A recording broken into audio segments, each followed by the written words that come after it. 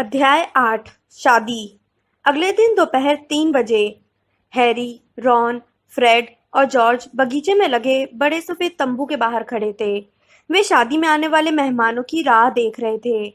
Harry ने बहुत सारा भेस बदल काढ़ा पी लिया था और अब वह स्थानीय ओटरी सेंट कैचपोल गांव के लाल बालों वाले मगलू लड़के का हमशक्ल बन गया था, जिसके सिर के बाल फ्रेड ने आवाहन मंत्र का प्रयोग करके चुराए थे। योजना यह थी कि हैरी का परिचय कजिन बार्नी के नाम से कराया जाए और उसकी पहचान छिपाने के लिए ढेर सारे वीजली रिश्तेदारों पर भरोसा किया जाए।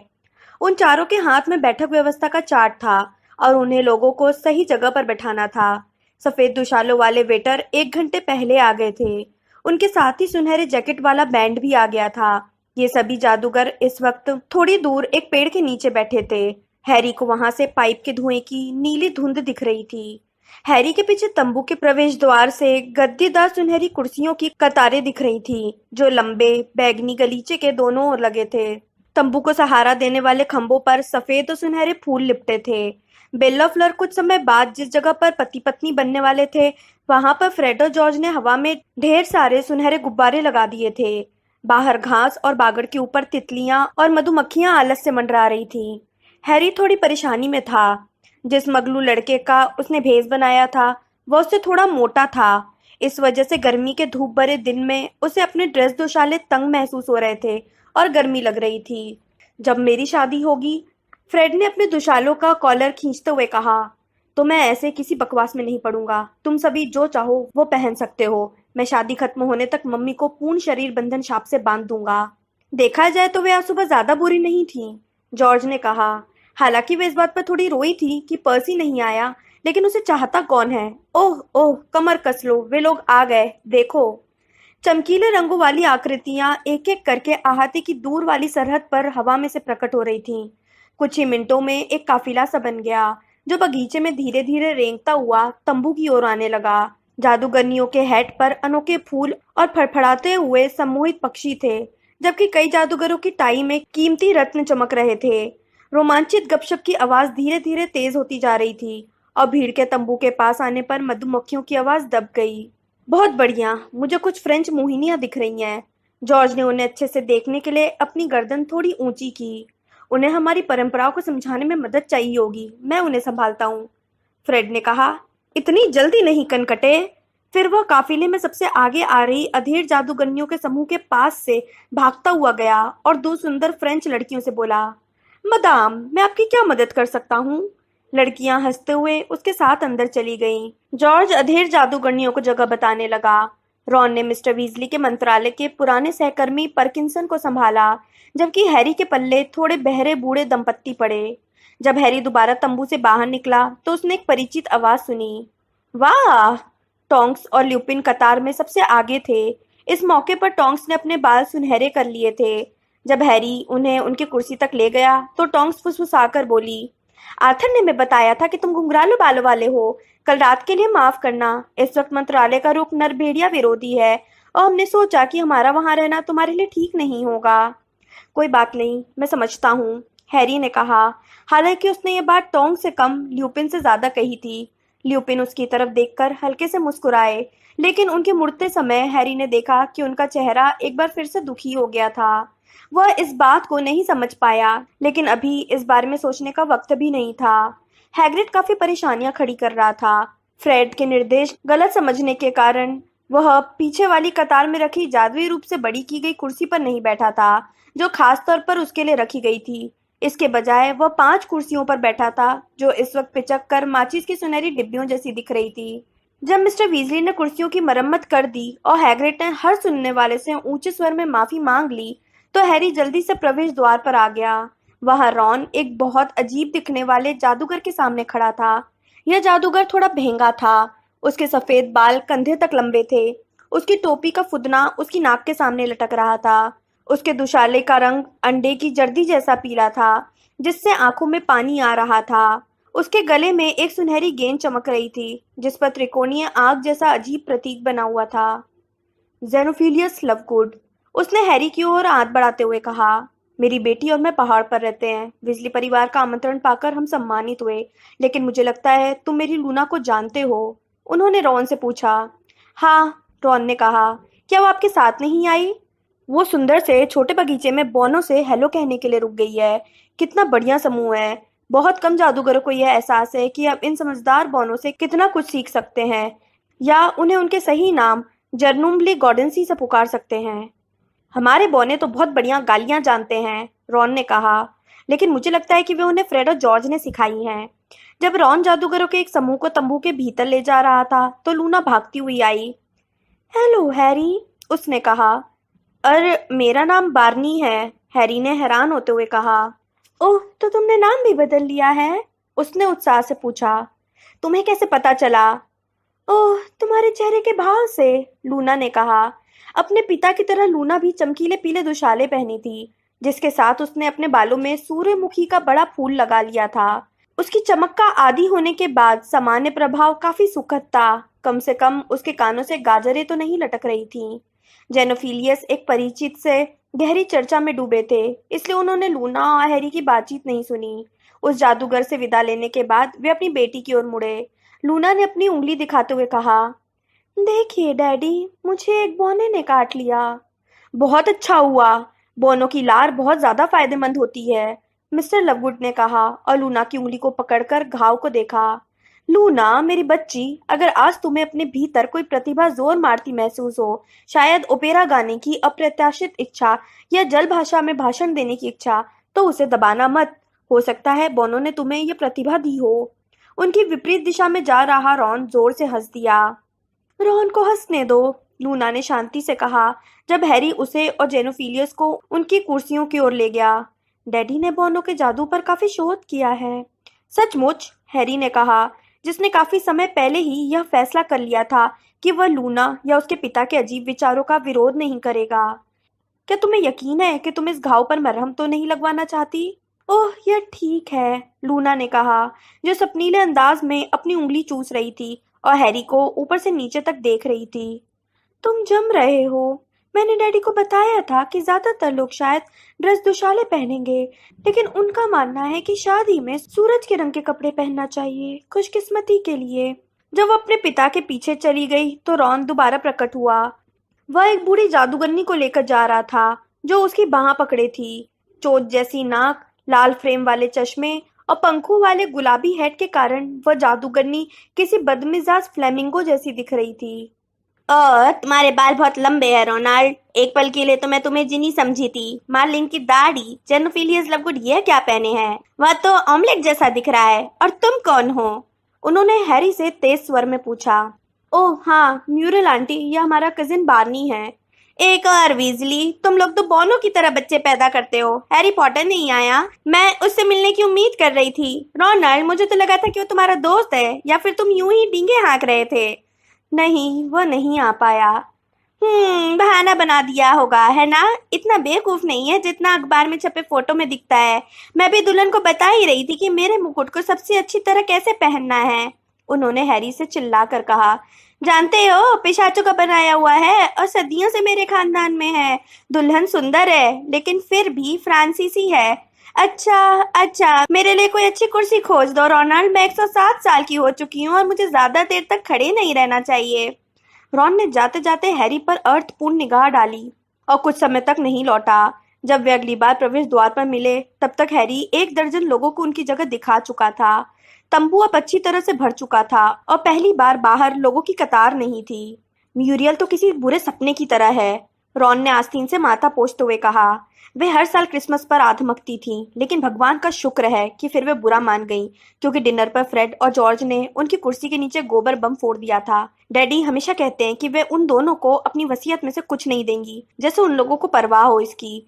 वे जिस तरह प्रगति कर रहे हैं उससे वे जल्दी ही परिवार में सबसे अमीर बन जाएंगे। वाह, उसने आगे कहा और पलकें थोड़ी तेजी से झपकाई जब हरमाइनी तेजी से उनकी तरफ आई। तुम बहुत बढ़िया दिख रही हो। हमेशा हैरानी का अंदाज रहता है, हरमाइनी ने कहा। हालांकि वह मुस्कुरा दी। उसने गुलाबी जामुनी रंग की तैरती हुई सी पोशाक पहनी थी, जो उसकी ऊंची ज्योतियों से मेल खा रही थी। उसके बाल रेशमी और चमकीले थे। म्यूरियल आंटी को ऐसा नहीं लगता है। मैं अभी उनसे ऊपर की मंजिल पर टकराई थी जब वे फ्लर को मुकुट दे रही थी। मुझे देखकर उन्होंने कहा, हे भगवान, यह मगलू लड़की है। और फिर बोली, बुरा हुलिया और पतले टकने। बुरा मत मानना, वे सबकी बुराई ही करती हैं, रॉन ने कहा। म्यूरल के बारे में बात कर रहे हो? जॉर्ज ने पूछा, जो फ्रेड के साथ तंबू में से निकलकर आ गया था। हाँ, उन्होंने अभी अभी मुझे बताया कि मेरे कान तिरछे हैं। बूढ़ी चमगादड़, काश अंकल बिलियस अब भी हमारे साथ होते। वे शादियों में रंग जमा देते थे। क्या ये वही नहीं है जो ग्रिम दिखने के 24 घंटे के भीतर मर गए थे? हरमाइनी ने पूछा। हाँ वही, वे अंत में थोड़े अजीब हो गए थे, जॉर्ज ने कहा। लेकिन अजीब होने से पहले वे पार्टी की जान थे, फ्रेड ने कहा। वे फायर विस्की की पूरी बोतल खत्म कर लेते थे, फिर डांस फ्लोर तक भाग कर जाते थे, अपने दुशाले ऊपर कर लेते थे और अंदर से फूलों के गुच्छे निकालते थे। वे बहुत मजेदार लगते हैं, हरमाइनी ने कहा, जबकि हैरी हंसते हंसते दोहरा हो गया। किसी कारण उन्होंने कभी शादी नहीं की, रॉन बोला। बड़ी हैरानी की बात है, हरमाइनी ने कहा। वे इतना ज्यादा हंस रहे थे कि उनमें से किसी ने भी देर से आने वाले एक व्यक्ति पर ध्यान नहीं दिया। मुड़ी हुई बड़ी नाक, मोटी काली बोहें और काले बालों वाला एक युवक आ गया था। उसने रॉन की तरफ अपना आमंत्रण बढ़ाया और हरमाइनी को देखते हुए बोला, तुम शानदार दिख रही हो। विक्टर! हरमाइनी चीखी और उसके हाथ से उसका छोटा सा हैंडबैग छूट गया, जिससे धम की बहुत तेज आवाज हुई, जो बैग के आकार के हिसाब से बहुत ज्यादा थी। शर्मा कर उसे उठाते हुए वो बोली, मुझे पता नहीं था कि तुम भी कितना अच्छा हुआ, तुमसे मिलकर खुशी हुई। कैसे हो? रॉन के कान एक बार फिर लाल हो गए। उसने क्रम के आमंत्रण पत्र पर इस तरह निगाह डाली जैसे उसे इसके एक भी शब्द पर यकीन नहीं हो रहा हो। फिर उसने जोर से पूछा, तुम यहाँ कैसे? फ्लर ने मुझे आमंत्रित किया है, क्रम ने बोहें उठाकर कहा। हैरी को क्रम से कोई शिकायत नहीं थी, इसलिए उसने क्रम से हाथ मिलाया। फिर उसने यह महसूस किया कि क्रम को रॉन से दूर रखने में ही समझदारी है, इसलिए वह उसे उसकी कुर्सी दिखाने ले गया। जब वे अच्छी तरह भर चुके तंबू में दाखिल हुए तो क्रम ने कहा, तुम्हारा दोस्त मुझे देखकर खुश नहीं हुआ, या फिर वो तुम्हारा रिश्तेदार है? उसने हैरी के लाल घुंघराले बालों पर नजर डालते हुए कहा। कजिन है, हैरी बुदबुदाया, लेकिन क्रम दरअसल सुन नहीं रहा था। उसके आने से हलचल पैदा हो गई थी, खासकर मोहिनियों में। आखिर वो मशहूर क्विडिच खिलाड़ी था। जब लोग उसे अच्छे से देखने के लिए अपनी गर्दन ऊंची कर रहे थे तो रॉन, हर्माइनी, फ्रेड और जॉर्ज जल्दी से रास्ते से हट गए। अब बैठने का समय है, फ्रेड ने हैरी से कहा, वरना दुल्हन हमें कुचल डालेगी। हैरी, रॉन और हर्माइनी फ्रेड तथा जॉर्ज के पीछे दूसरी कतार में अपनी कुर्सियों पर बैठ गए। हरमाइनी का चेहरा थोड़ा गुलाबी दिख रहा था और रॉन के कान अब भी लाल थे। कुछ पल बाद उसने हैरी से बुदबुदा कर कहा, तुमने देखा, उसने मूर्खतापूर्ण छोटी दाढ़ी रख ली है। हैरी ने बगैर कुछ कहे हाँ कर दी। गर्म तंबू में उम्मीद भरा एहसास था। बुदबुदाहट भरी बातचीत के बीच लोगों की हंसी सुनाई दे रही थी। मिस्टर और मिसेस वीजली रिश्तेदारों की ओर देखकर मुस्कुराते और हाथ हिलाते हुए मंच तक चल कर गए। मिसेस वीजली जामुनी रंग के नए दुशाले और इसी रंग का हैट पहनी थी। एक पल के बाद बिल और चार्ली तंबू के सामने खड़े हो गए। दोनों ने ड्रेस दुशाले पहन रखे थे और उनके बटन के छेद में बड़े सफेद गुलाब लगे थे। फ्रेड ने सीटी बजाई और मोहिनियां हंसने लगी। फिर जब सुनहरे गुब्बारों से संगीत निकलने लगा तो भीड़ खामोश हो गई। हरमाइनी ने अपनी सीट पर मुड़कर प्रवेश द्वार की ओर देखा और बोली, ऊ। बैठे हुए जादूगर और जादूगरनियों की आह निकल गई जब मिस्टर डेलाकॉर और फ्लर मंच पर चढ़े। फ्लर जैसे हवा में तैरती हुई जा रही थी और मिस्टर डेलाकॉर उछलते तथा मुस्कुराते हुए जा रहे थे। फ्लर ने बहुत सादी सफेद पोशाक पहनी थी और उसमें से बहुत तेज सफेद चमक निकलती दिख रही थी। हालांकि आमतौर पर उसकी चमक के आगे सभी लोग फीके दिखते थे, लेकिन आज उसकी चमक से आसपास वालों की सुंदरता बढ़ रही थी। जिनी और गैब्रियल सुनहरी पोशाक पहने थी और सामान्य से ज्यादा सुंदर लग रही थी। जब फ्लर बिल के पास पहुंच गई तो बिल को देखकर ऐसा नहीं लग रहा था जैसे वो कभी फेनरिर ग्रेबेक से मिला हो। देवियों और सज्जनों, एक थोड़ी सुरीली सी आवाज आई। हैरी को यह देखकर थोड़ा सदमा लगा कि गुच्छेदार बालों वाले जिस नाटे जादूगर ने डंबलडोर की अंत्योष्टि कराई थी, वही अब बिल और फ्लर के सामने खड़ा था। आज हम यहाँ दो निष्ठावान आत्माओं के मिलन का जश्न मनाने के लिए एकत्रित हुए हैं। हाँ, मेरे मुकुट के कारण हर चीज बढ़िया हो गई है, म्यूरल आंटी थोड़ी तेज आवाज में बोली। लेकिन मैं ये जरूर कहूंगी कि जिनी ने काफी नीचे गले वाली ड्रेस पहनी है। जिनी ने मुस्कुराते हुए पलट कर देखा और हैरी को आंख मारी, लेकिन तुरंत ही सामने की तरफ देखने लगी। हैरी का दिमाग तंबू से दूर चला गया वह उन दोपहरों को याद करने लगा जो उसने जिनी के साथ स्कूल के मैदान के वीरान हिस्सों में बिताई थी। यह बहुत पुरानी बात लग रही थी। ऐसा लग रहा था कि वे दिन असली हो ही नहीं सकते थे, जैसा उसने किसी सामान्य व्यक्ति की जिंदगी से कुछ सुनहरे घंटे चुरा लिए थे जिसके माथे पर बिजली गिरने जैसा निशान नहीं था। विलियम आर्थर, क्या तुम फ्लर इज़ाबेल को? सामने वाली कतार में मिसेस वीजली और मैडम डेलाकॉर्ट दोनों ही चुपचाप लेस लगे रुमाल में सुबक रही थी। तंबू के पीछे से ट्रम्पेट जैसे आवाजें आ रही थी, जिससे सबको पता चल गया कि हैग्रिड ने अपना टेबल क्लॉथ जितना बड़ा रुमाल निकाल लिया था। हरमाइनी मुड़ी और हैरी की तरफ देखकर मुस्कुराई। उसकी आंखों में भी आंसू थे। तो मैं तुम्हारे आजीवन बंधन में बंधने की घोषणा करता हूँ। गुच्छेदार बालों वाले जादूगर ने अपनी छड़ी बिल और फ्लेयर के ऊपर उठाई। उन पर चांदी जैसे सितारों की बारिश हो गई, जो उनकी जुड़ी हुई आकृतियों के चारों ओर चमकने लगे। फ्रेड और जॉर्ज के तालियां बजाते ही ऊपर टंगे सुनहरे गुब्बारे फूट गए। उनमें से सुंदर चिड़िया और छोटी सुनहरी घंटियां उड़ी। कोलाहल में चिड़ियों के गीत और घंटियों की आवाज भी शामिल हो गई। देवियों और सज्जनों, गुच्छेदार बालों वाले जादूगर ने कहा, मेहरबानी करके खड़े हो जाएं। वे सभी खड़े हो गए, हालांकि म्यूरल आंटी जोर से बड़बड़ाने लगी। जादूगर ने अपनी छड़ी लहराई। जिन कुर्सियों पर वे बैठे थे वे हवा में उठी और तंबू की कैनवास की दीवारें ओझल हो गई। अब वे सुनहरे खंभों पर टिके शामियाने के नीचे खड़े थे। धूप से चमकते बगीचे और पास की हरियाली का सुंदर दृश्य दिख रहा था। इसके बाद तंबू के बीच से पिघलते सोने का लावा फैलने लगा, जिससे एक चमकता हुआ डांस फ्लोर बन गया। छोटी सफेद कपड़ों वाली टेबलों के आसपास कुर्सियां धीरे से तैरती हुई जमीन तक आईं और जम गईं।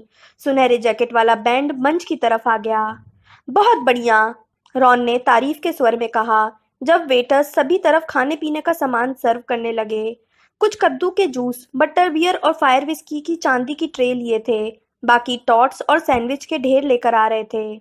हमें चलकर उन्हें बधाई देनी चाहिए, हरमाइनी ने पंजे के बल खड़े होकर उस तरफ देखते हुए कहा जहां बिल और फ्लर बधाइयां देने वालों की भीड़ के पीछे छिप गए थे। हमें बाद में काफी समय मिलेगा, रॉन ने कंधे उचकाते हुए कहा और पास से गुजरती ट्रे से 3 बटर बियर उठाकर एक हैरी को दे दी। हरमाइनी, चलकर एक टेबल झपट लेते हैं। वहां नहीं, म्यूरियल के आसपास नहीं। रॉन खाली डांस फ्लोर के पार आगे आगे चल दिया और चलते वक्त दाएं बाएं देखता रहा। हैरी को यकीन था कि वह क्रम को खोज रहा था। जब तक वे तंबू के दूसरी ओर पहुंचे ज्यादातर टेबलें भर चुकी थी। सबसे खाली वही थी जिस पर लूना अकेली बैठी थी। अगर हम तुम्हारे पास बैठ जाएं तो कोई दिक्कत तो नहीं है? रॉन ने पूछा। बैठ जाओ, उसने चहकते हुए कहा। डैडी अभी अभी बिल और फ्लर को तोहफा देने गए हैं। रॉन ने व्यंग से कहा। तोहफा क्या है, गडी रूट्स की जिंदगी भर की खुराक? हरमाइनी ने टेबल के नीचे से उसे लात मारी, लेकिन गलती से वह हैरी के पैर पर पड़ गई। दर्द के कारण हैरी की आंखों में पानी आ गया और वह कुछ पल तक बातचीत नहीं सुन पाया। बैंड दोबारा बजने लगा। बिल और फ्लर सबसे पहले डांस फ्लोर पर पहुंचे, जिस पर काफी तालियां बजी। कुछ समय बाद मिस्टर वीजली मैडम डेलाकॉर को डांस फ्लोर पर ले गए और उसके बाद मिसेस वीजली और फ्लर के डैडी भी डांस करने लगे। मुझे यह गाना बहुत पसंद है, लूना ने वॉल्स जैसे धुन पर लहराते हुए कहा। कुछ पल बाद वो खड़ी होकर डांस फ्लोर तक तैरती हुई सी गई और अकेली ही अपनी जगह पर घूमने लगी। उसकी आंखें बंद थी और हाथ लहरा रहे थे। वह जोरदार है ना? रॉन ने प्रशंसा से कहा। हमेशा कीमत वसूल हो जाती है। लेकिन उसके चेहरे की मुस्कान तुरंत गायब हो गई। लूना की खाली सीट पर विक्टर क्रम आकर बैठ गया था। हरमाइनी खुशी से बौखलाई दिख रही थी, लेकिन इस बार क्रम उसकी तारीफ करने नहीं आया था। उसने गुस्से भरी त्योरी चढ़ाकर पूछा, पीले बालों वाला वह आदमी कौन है? वे जेनोफिलियस लवगुड हैं, उनकी बेटी हमारी दोस्त है, रॉन ने कहा। उसके आक्रामक अंदाज से यह स्पष्ट था कि वे उसकी आग्रह के बावजूद जेनोफिलियस पर हंसेंगे नहीं। फिर उसने हरमाइनी से तत्काल कहा, चलो चलकर डांस करते हैं। हरमाइनी हैरान लेकिन खुश दिखने लगी। वे उठकर खड़े हुए और डांस फ्लोर पर बढ़ती भीड़ में गायब हो गए। ओह, वे अब एक साथ घूमने लगे हैं? क्रम ने पूछा, जो पल भर के लिए विचलित हो गया था। एक तरह से, हैरी ने कहा। तुम कौन हो? क्रम ने पूछा। बार्नी वीजली, उन्होंने हाथ मिलाया। बार्नी, तुम इस लवगुड को अच्छी तरह से जानते हो? नहीं, मैं उनसे आज ही मिला हूँ। क्यों? क्रम ने अपने ड्रिंक के ग्लास के ऊपर से जेनोफिलियस को गुस्से से घूरा, जो डांस फ्लोर की दूसरी तरफ कुछ जादूगरों से बतिया रहे थे। क्रम ने कहा, अगर वह फ्लर का मेहमान नहीं होता तो मैं उसके साथ यहीं पर द्वंद्व युद्ध करता, क्योंकि उसने सीने पर वह गंदा निशान लटका रखा है। निशान? हैरी ने भी जेनोफिलियस की ओर देखते हुए कहा। उनके सीने पर अजीब सी त्रिकोणीय आंख चमक रही थी। क्यों, उसमें क्या बुराई है? ग्रिंडलवाल्ड, वह ग्रिंडलवाल्ड का निशान है। ग्रिंडलवाल्ड, वह शैतानी जादूगर जिसे डंबलडोर ने हराया था? वही। क्रम के जबड़े की मांसपेशियां इस तरह हिल रही थी जैसे वो कुछ चबा रहा हो। फिर वह बोला, ग्रिंडलवाल्ड ने कई लोगों को मारा था, जिसमें मेरे दादाजी भी शामिल थे। जाहिर है वह इस देश में कभी ज्यादा ताकतवर नहीं बन पाया। लोग कहते हैं कि वह डंबलडोर से डरता था, जो सही भी था, क्योंकि अंत में उन्होंने ही उसे हराया। लेकिन यह, उसने जेनोफिलियस की ओर उंगली उठाते हुए कहा, यह उसी का निशान है। मैं इसे एकदम पहचान गया था। जब ग्रिंडलवाल्ड डर्मस्ट्रैंग में पढ़ता था तो उसने इसे वहां की दीवार पर बना दिया था। बाद में कई मूर्खों ने इसे अपनी कॉपियों और कपड़ों पर बना लिया, क्योंकि वे दूसरों को सदमा पहुंचाना चाहते थे और खुद को प्रभावशाली दिखाना चाहते थे, जब तक कि ग्रिंडलवाल्ड के शिकार परिवारों ने उन्हें सबक नहीं सिखा दिया। क्रम ने खतरनाक तरीके से अपनी उंगलियां चटकाई और जेनोफिलियस को गुस्से से घूरने लगा। हैरी उलझन में पड़ गया। यह बहुत ही अविश्वसनीय लगता था कि लूना के डैडी शैतानी जादू के समर्थक हों और तंबू में किसी ने भी उस त्रिकोणीय पुरातन लिपि जैसे आकार को नहीं पहचाना हो। और क्या तुम्हें पक्का यकीन है कि यह ग्रिंडलवाल्ड का निशान है? गलती का सवाल ही नहीं है, क्रम ने ठंडे स्वर में कहा। मैं कई साल तक इसके पास से गुजरा हूं, मैं इसे अच्छी तरह से पहचानता हूँ। देखो, एक संभावना है, हैरी ने कहा। शायद जेनोफिलियस को इस निशान का मतलब ही नहीं पता होगा। लवकुट परिवार थोड़ा असामान्य है। हो सकता है उन्होंने सोचा हो कि ये क्रम्पल हॉर्ड स्नोरकैक के सिर की आकृति या ऐसी ही कोई चीज हो। किसके सिर की आकृति? देखो, मुझे नहीं मालूम कि स्नोरकैक क्या भला है, लेकिन लवगुट और उनकी बेटी छुट्टियों में उनकी तलाश में जाते हैं। हैरी को महसूस हुआ कि वह लूना और उसके पिता के बारे में ज्यादा अच्छा स्पष्टीकरण नहीं दे पा रहा है। वह उनकी बेटी है, उसने लूना की ओर इशारा करते हुए कहा, जो अकेली नाच रही थी और अपने सिर के ऊपर अपनी बाहें लहरा रही थी, जैसे कीड़े मकोड़ों को भगाने की कोशिश कर रही हो। वह ऐसा क्यों कर रही है? क्रम ने पूछा। शायद चिकरघिन्नी कीटों से छुटकारा पाने की कोशिश कर रही है, हैरी ने कहा, जिसने लक्षण पहचान लिए थे। क्रम दुविधा में था कि कहीं हैरी उसका मजाक तो नहीं उड़ा रहा है। उसने दुशालों के भीतर से अपनी छड़ी निकाली और खतरनाक तरीके से अपनी जांग पर ठोकी। इसके सिरे से चिंगारियां उड़ने लगी। गैग्रोविच, हैरी जोर से बोला। क्रम चौंक गया, लेकिन हैरी इतना रोमांचित था कि उसे परवाह नहीं थी। क्रम की छड़ी देखकर उसे याद आ गया था। त्रिकोणीय टूर्नामेंट के पहले ओलिवेंडर इसे लेकर उसकी जांच कर रहा था। उसके बारे में क्या? क्रम ने संदेह से पूछा। वो छड़ी बनाता है। मैं जानता हूँ, क्रम ने कहा। उसने तुम्हारी छड़ी बनाई है, इसलिए मेरे दिमाग में क्विडिच का विचार आया था। क्रम का शक अब गहरा हो गया। तुम्हें कैसे पता चला कि गैग्रोविच ने मेरी छड़ी बनाई है? मैंने कहीं पढ़ा था, हैरी ने कहा। प्रशंसकों की किसी मैगजीन में। उसने तत्काल झूठ गढ़ा, जिससे क्रम थोड़ा संतुष्ट दिखने लगा। उसने कहा, मुझे यकीन नहीं है कि मैंने कभी अपने प्रशंसकों को अपनी छड़ी के बारे में बताया हो। तो गैग्रोविच आजकल कहाँ है? क्रम हैरान दिखने लगा। वह कुछ साल पहले रिटायर हो गया है। मैं गैग्रोविच से छड़ी खरीदने वाले आखिरी लोगों में से था। वे सबसे अच्छी होती हैं। हालांकि मैं जानता हूँ ब्रिटेन के लोग ओलिवेंडर को ज्यादा अच्छा मानते हैं।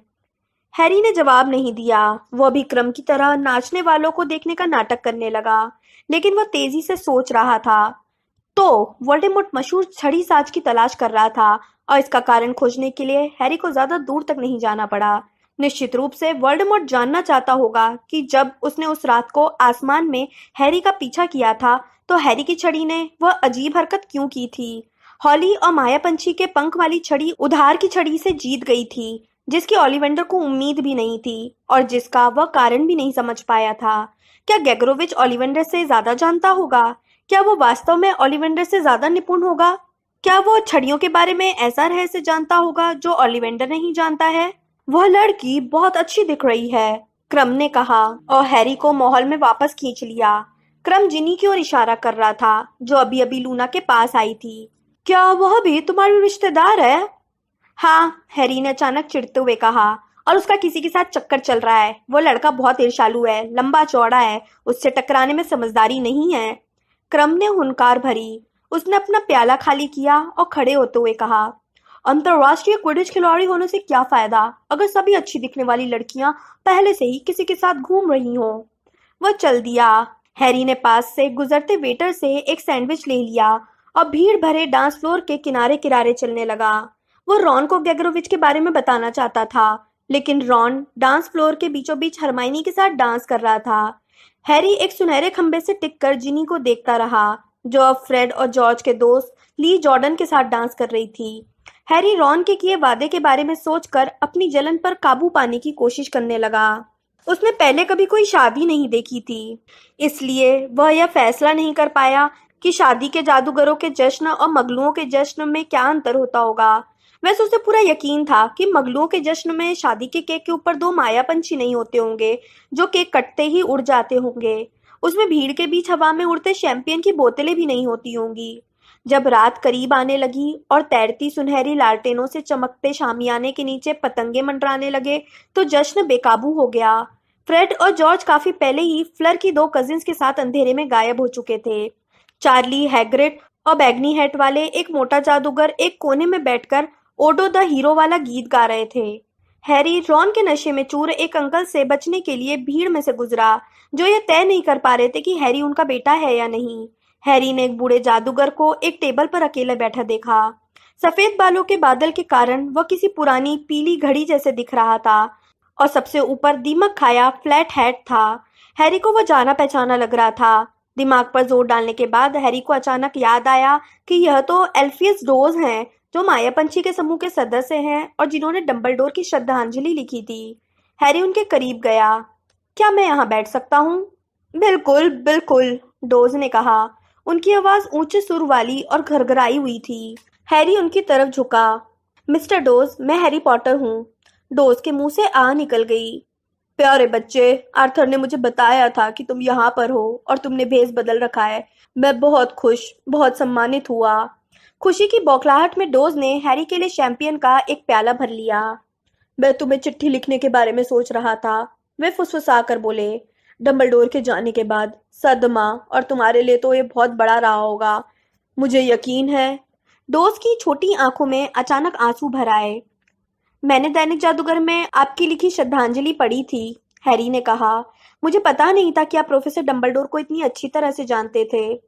सबसे अच्छी तरह से, डोज ने अपनी आंखें रुमाल से पोंछते हुए कहा। निश्चित रूप से मैं उन्हें सबसे लंबे समय से जानता हूँ, अगर तुम एबरफोर्थ को न गिनो, और जाने क्यों लोग एबरफोर्थ को नहीं गिनते हैं। दैनिक जादूगर के बारे में मैं नहीं जानता कि क्या क्या आपने उसमें देखा, मिस्टर डोज? ओह, मुझे एल्फियस कहो मेरे बच्चे। एल्फियस, मुझे नहीं पता कि क्या आपने डंबलडोर के बारे में रीटा स्कीटर का इंटरव्यू पढ़ा था? डोज के चेहरे पर गुस्से के रंग आ गए।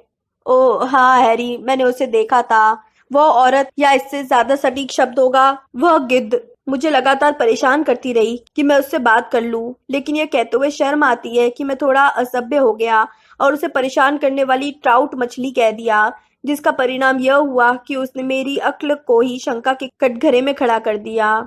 हैरी ने आगे कहा, देखिए, उस इंटरव्यू में रीटा स्कीटर ने यह संकेत दिया था कि प्रोफेसर डंबलडोर युवावस्था में गुप्त कलाओं के प्रयोग करते थे।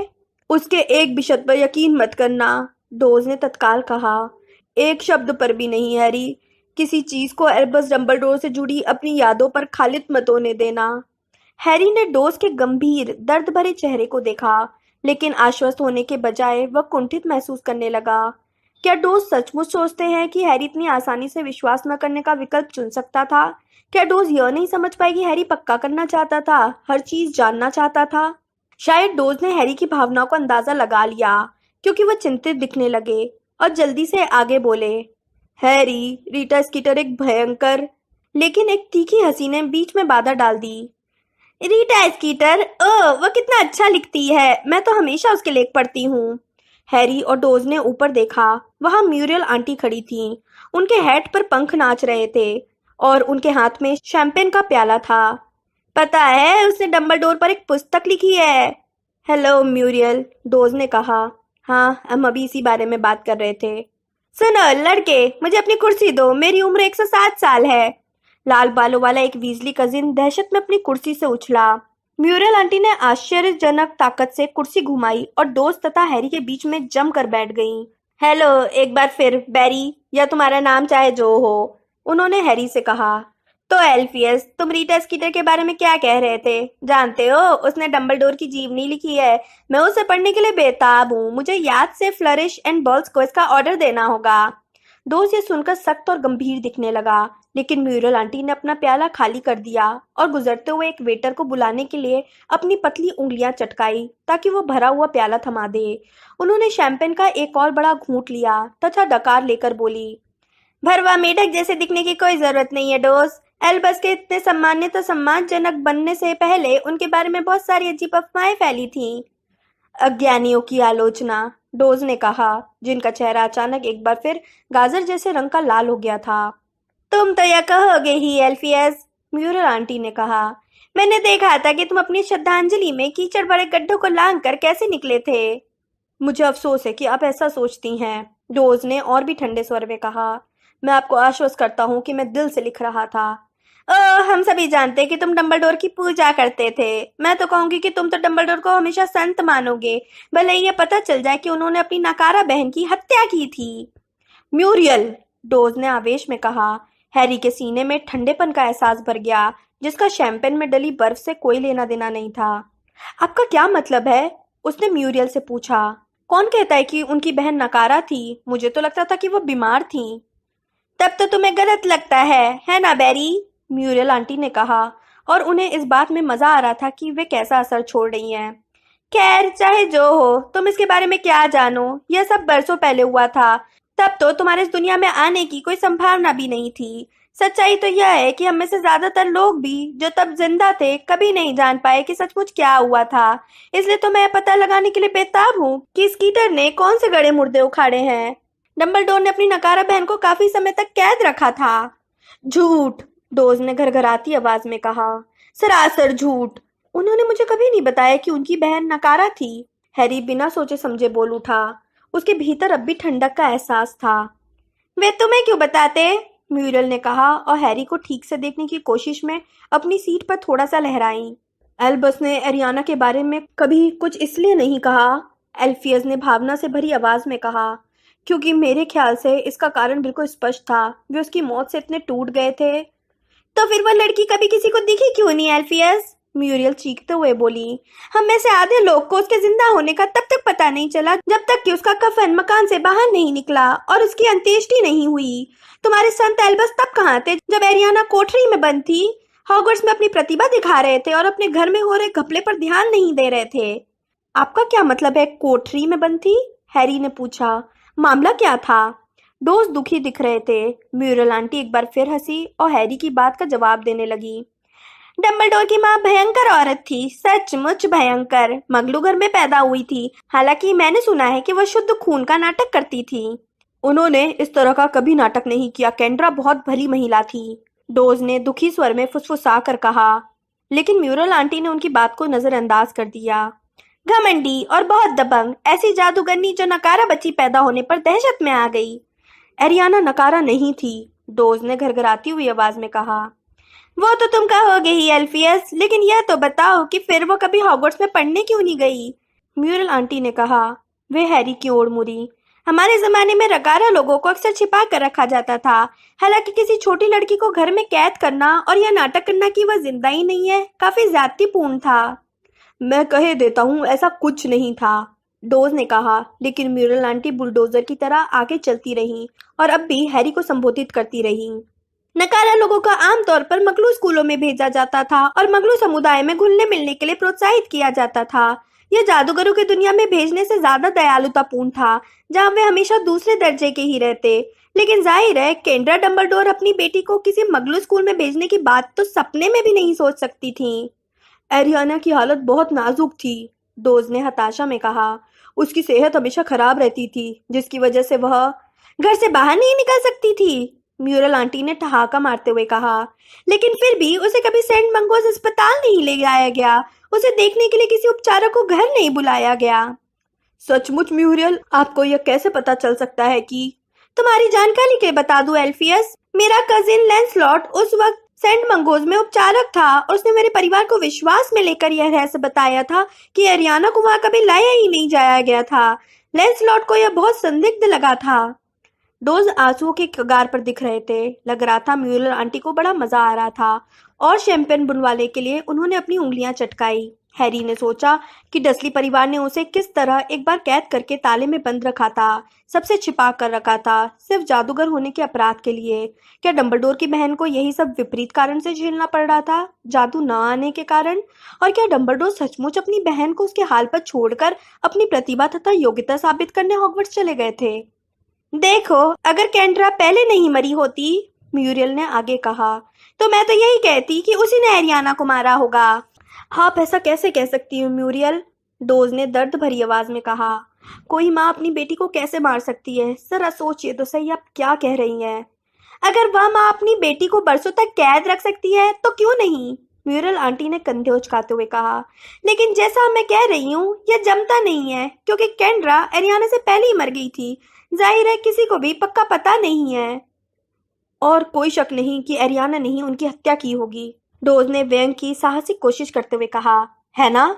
हाँ, एरियाना ने आजाद होने की कोशिश की होगी और इस संघर्ष में कैंड्रा को मार डाला होगा। म्यूरल आंटी ने सोचते हुए कहा। अपना सिर चाहे जितना हिलाओ एल्फियस, तुम एरियाना की अंत्येष्टि में गए थे, है ना? हाँ, मैं गया था, डोज ने कांपते हुए होठों से कहा, और इससे ज्यादा दुखद अवसर मुझे याद नहीं है। एल्बस का दिल टूट गया था। सिर्फ दिल ही नहीं टूटा था, क्या एबरफोर्थ ने अंत्येष्टि के दौरान एल्बस की नाक नहीं तोड़ी थी? अगर डोज पहले दहशत में दिख रहे थे तो यह उसकी तुलना में कुछ नहीं था जैसे वे अब दिख रहे थे। ऐसा लग रहा था जैसे म्यूरियल ने उनके सीने में छुरा भोंक दिया हो। म्यूरियल ने जोर से ठहाका मारा और शैंपेन का एक घूंट लिया जो उनकी ठुड्डी पर बहने लगा। आप कैसे? डोज ने टूटी आवाज में कहा। मेरी माँ बेथिल्डा बैकशॉट की पुरानी सहेली थी, म्यूरल आंटी ने चहकते हुए कहा। बेथिल्डा ने माँ को पूरी बात बताई। उस वक्त मैं दरवाजे पर कान लगा कर सुन रही थी। कफन के पास झगड़ा। बेथिल्डा ने बताया कि एबरफोर्थ ने चिल्ला चिल्ला कर कहा था कि एल्बस की गलती के कारण ही एरियाना की मौत हुई है, और फिर उसने एल्बस की नाक पर मुक्का जमा दिया था। बेथिल्डा के अनुसार एल्बस ने खुद को बचाने की कोशिश भी नहीं की थी, और ये अपने आप में अजीब बात है। एल्बस एबरफोर्थ को द्वंद्व युद्ध में बड़ी आसानी से हरा सकता था, दोनों हाथ पीठ के पीछे बंधे होने के बाद भी। मिरिल ने और शैंपियन पी। इन पुराने स्कैंडलों के बारे में बात करने में वे उतनी ही खुश दिख रही थी जितने कि डोज दहशत में दिख रहे थे। हैरी नहीं जानता था कि क्या सोचे या किसकी बात पर यकीन करे। वह तो सच्चाई जानना चाहता था, लेकिन डोज बस चुपचाप बैठे थे और कमजोर ढंग से यही राग अलापे जा रहे थे कि एरियाना बीमार थी। हैरी को इस बात पर यकीन करने में मुश्किल हो रही थी कि अपने घर में इस तरह की क्रूरता के बावजूद डंबलडोर ने हस्तक्षेप नहीं किया होगा, लेकिन फिर भी कहानी में कोई बात तो अजीब थी। मैं तुम्हें एक और बात बता दूं, म्यूरल ने हिचकी लेकर अपना प्याला नीचे करते हुए कहा। मुझे लगता है कि बेथिल्डा ने रीटा स्कीटर के सामने डंबलडोर का भांडा फोड़ दिया है। स्कीटर के इंटरव्यू में डंबलडोर परिवार के एक करीबी महत्वपूर्ण सूत्र के बारे में बहुत सारे संकेत हैं। बेथिल्डा एरियाना वाले मामले में पूरे समय वहीं थी और यह सटीक बैठता है। बेथिल्डा रीटा स्कीटर से कभी बात नहीं करेगी, डोज ने फुसफुसा कर कहा। बेथिल्डा बैकशॉट, हैरी ने कहा, जादू का इतिहास की लेखिका। यह शीर्षक हैरी की एक पुस्तक पर छपा था। हालांकि सच तो यह था कि उसने पुस्तक को एक बार भी ध्यान से नहीं पढ़ा था। हाँ, डोज ने कहा, और हैरी के सवाल को ठीक उसी तरह पकड़ लिया जिस तरह कोई डूबता हुआ आदमी लाइफ बोट को पकड़ता है। एक बहुत ही योग्य जादू इतिहासकार और एल्बस की पुरानी मित्र। मैंने सुना है इन दिनों उसका दिमाग चल गया है, म्यूरल आंटी ने चहकते हुए कहा। डोज बोले, अगर ऐसा है तो स्कीटर ने इसका फायदा उठाकर बहुत गलत किया है, और तब हमें बेथिल्डा की बातों पर जरा भी भरोसा नहीं करना चाहिए। ओह, यादें लौटाने के तरीके हैं, और मुझे पूरा यकीन है कि रीटा स्कीटर उन सब के बारे में जानती होगी, म्यूरल आंटी ने कहा। लेकिन अगर बेथिल्डा पूरी तरह सटिया भी गई हो तो भी मुझे यकीन है कि उसके पास पुरानी तस्वीरें होंगी, शायद चिट्ठियां भी होंगी। वो डंबलडोर परिवार को बरसों से जानती थी। मुझे लगता है कि रीटा की गॉड्रिक हॉलो की यात्रा सार्थक रही होगी। हैरी के गले में बटर बियर का घूंट अटक गया और वो खांसने लगा। डोज ने उसकी पीठ पर हाथ मारा। हैरी ने पानी भरी आंखों से म्यूरल आंटी को देखा। आवाज लौटने पर उसने पूछा, बेथिल्डा बैकशॉट गॉड्रिक्स हॉलो में रहती थी? ओह हाँ, वह शुरू से ही वहीं रहती है। पर्सिवल के कैद होने के बाद डंबलडोर भी उसके पड़ोस में रहने लगा था। डंबलडोर परिवार गॉड्रिक्स हॉलों में रहता था? हाँ बैरी, मैंने अभी अभी बताया तो था, म्यूरल आंटी चिढ़कर बोली। हैरी सन्न रह गया। 6 साल में एक बार भी डंबलडोर ने हैरी को यह नहीं बताया था कि वे दोनों गॉड्रिक्स हॉलों में रह चुके थे और वहां अपने प्रियजनों को खो चुके थे। क्यों? क्या लिली और जेम्स डंबलडोर की माँ तथा बहन के पास दफन थे? क्या डंबलडोर उनकी कब्रों की यात्रा करते समय लिली और जेम्स की कब्रों के पास से चलकर जाते होंगे और उन्होंने हैरी को एक बार भी नहीं बताया था, कभी बताने की जहमत ही नहीं उठाई थी? ये इतना महत्वपूर्ण क्यों था? हैरी यह स्पष्ट नहीं कर सकता था, खुद अपने आप से भी नहीं। बहरहाल उसे महसूस हुआ कि इस बात को छिपाना लगभग झूठ के समान था कि उनके बीच वह जगह और वे अनुभव साझे थे। हैरी शून्य में ताक रहा था। उसका ध्यान इस तरफ गया ही नहीं, उसके आसपास क्या हो रहा था।